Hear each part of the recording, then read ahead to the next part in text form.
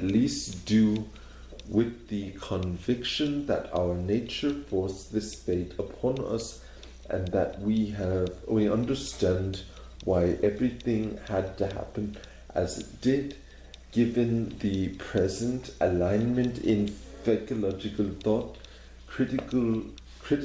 Criticism of Lorenz's theory of human aggression is expected to fit into other and dominant theory in psychology, that of behaviorism. In contrast to instinctivism, behaviorist theory does not interest itself in the subjective forces which drive man to behave in a certain way.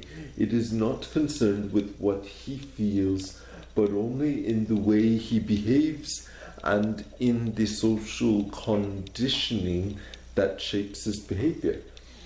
It was only in the 1920s, because we're in the 20s today, it was only in the 20s that the focus in psychology shifted radically from the feeling to behavior, with emotions and passions thereafter removed, at least from a scientific standpoint. The subject matter of the dominant school in psychology became behavior, not the behaving man. The science of the animal, of the psyche, was transformed into science of the engineering animal and human conduct.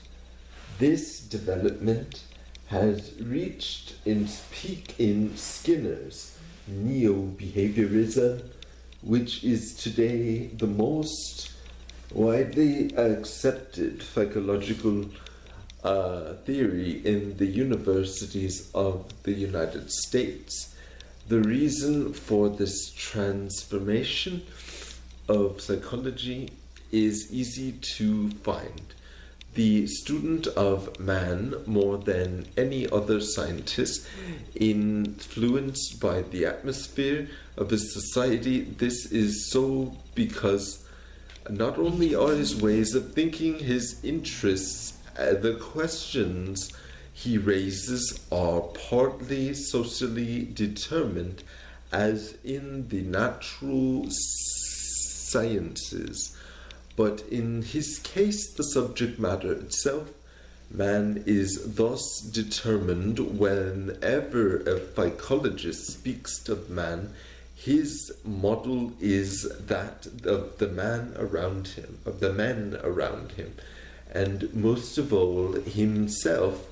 In contemporary industrial society, men are cerebrally orientated, feel little, and consider emotions a useless ballast. Those of the psychologists as well as those of their subjects. The behavioristic theory seems to fit them well.